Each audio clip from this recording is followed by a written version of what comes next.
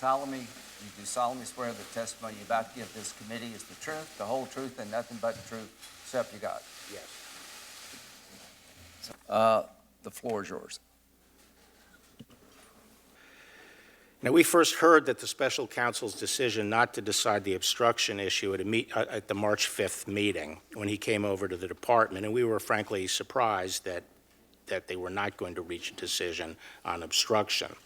And we asked them a lot about the reasoning behind this and the basis for this.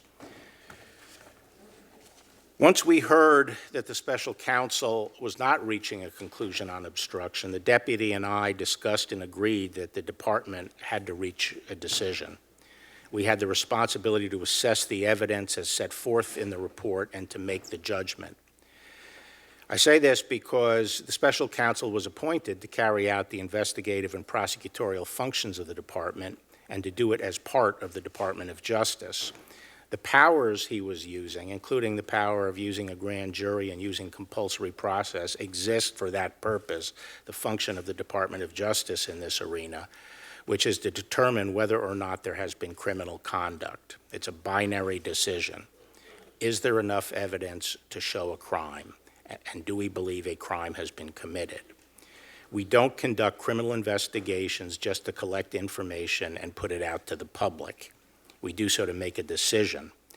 And here we thought there was an additional reason, which is this was a very public investigation, and we had made clear that the results of the investigation were going to be made public.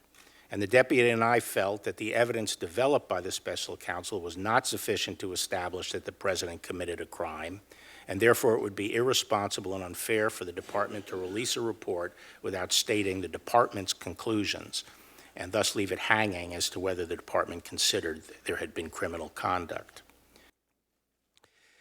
He said that in the future, the facts of a case against the president might be such that a special counsel would recommend abandoning the. When the report came in on the 22nd and we saw it was going to take a great deal of time to get it out to the public, I made the determination that we had to put out some information about the bottom line. The body politic was in a high state of agitation. There was massive interest in learning what the bottom line results of Bob Mueller's investigation was, particularly as to collusion. Former government officials were confidently predicting that the president and members of his family were going to be indicted. There were people suggesting that if it took any time to turn around the report and get it out, it would mean that the president was in legal jeopardy.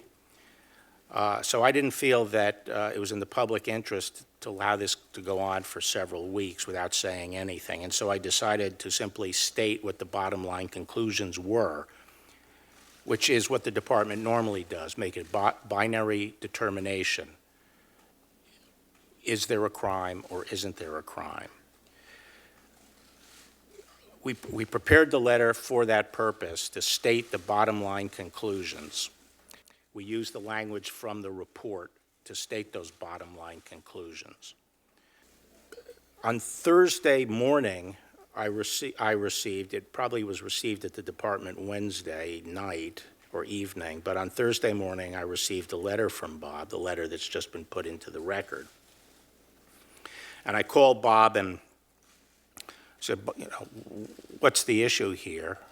And I asked him if he was suggesting that the March 24th letter was inaccurate, and he said no, but that the press reporting had been inaccurate, and that the press was reading too much into it. And I asked him, specifically what his concern was, and he said that his concern focused on his explanation of why he did not reach a conclusion on obstruction, and he wanted more put out on that issue.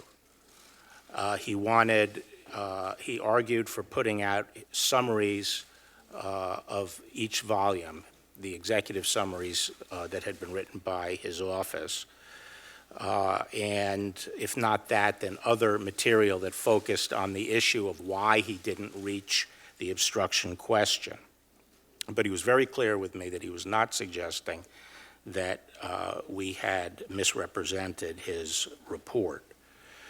And I have not yet had anyone go through the full scope of his investigation